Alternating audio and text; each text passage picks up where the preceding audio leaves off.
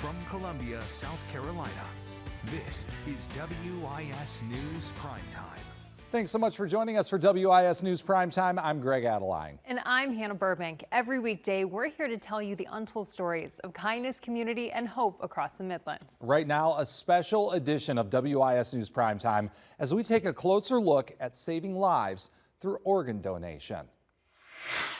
Tens of thousands of people nationwide are desperately waiting for a second chance at life, and you can make a difference. We begin with history that was made here in South Carolina. A Midlands girl with a failing heart needed not just one, but 2 organs. She waited for months for a miracle. This is Skylar's story. Sometimes, to fully appreciate where somebody is today, you have to first see where they've been. I love riding horses, and I love to get back to doing what I really want, what I really get to do. But a year and a half ago, it wasn't clear if 12-year-old Skylar Brown would ever ride again. Every time I get a chance, I tell people what all I have went through and all that I have endured. Winter break in December of 2023, Skylar was battling the flu and pneumonia. She got back to school, but just didn't feel right. That's when she noticed a strange side effect. When I got back home, I noticed that my feet were swollen. A pediatrician referred Skylar to Prisma Health Children's Hospital in Columbia. An EKG confirmed it. Dilated cardiomyopathy. Skylar's heart was enlarged and failing. Her treatment began at MUSC Shawn Jenkins Children's Hospital in Charleston. A team of doctors initially tried to place a device on Skylar's heart to help it function, but it didn't work. Not only that, it impacted her kidneys as well, forcing her to go on dialysis. We hope with time and support and medications that the kidneys would get better as the heart was getting better, but unfortunately they both were just getting worse. And finally, a hard reality. Both her heart and kidney would need to be replaced. The next scary part was transplant. A scary word that would meet unshakable faith. Our faith in God really got us through this whole process. Skylar's mom, Courtney Johnson. He was going to get the glory out of all of this. Meanwhile, at MUSC, 2 teams from the heart and kidney units prepared for the best possible outcome in case those organs would somehow become available.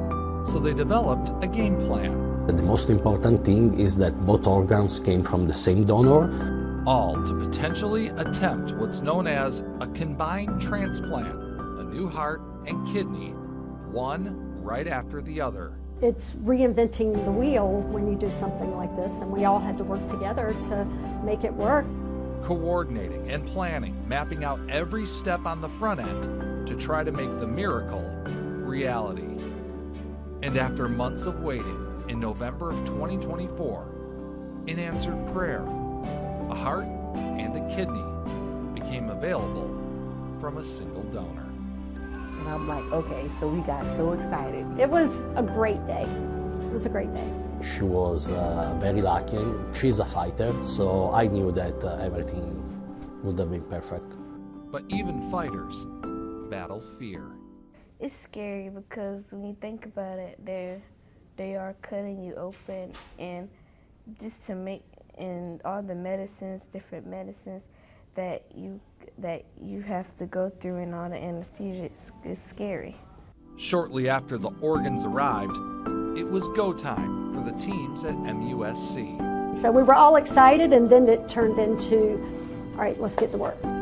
First, a 10-hour heart procedure that went flawlessly. She looked great, so we decided, okay, why not? Let's proceed. Let's go ahead. Next, the kidney and a shot at history.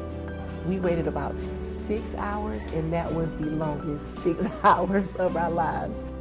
The surgeries were a complete success, making Skylar the first pediatric patient in South Carolina history to undergo such a procedure. That was all him. I think that this is not just about medicine, but is about giving a new chance at life.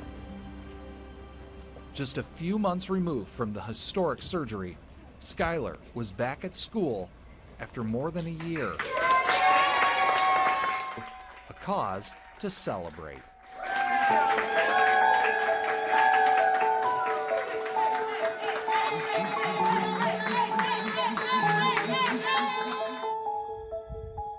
And just a few weeks after that, another ray of recovery. Skylar was ready to ride.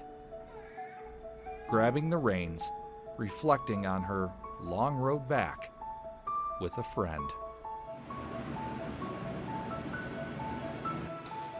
Brushing up and buckling up. Back in the saddle. But now that I'm back on, I'm very excited and happy. Especially having someone go through such a hardship and be able to come back to riding, it's so special. With each trip around the barn, a reminder of the incredible efforts of medical professionals in Charleston and a praying mother. It's just a miracle that has happened before our eyes, and we are just beyond proud of Skylar. Yeah, I feel great. I'm excited and I'm ready to eventually meet the donor family to thank them.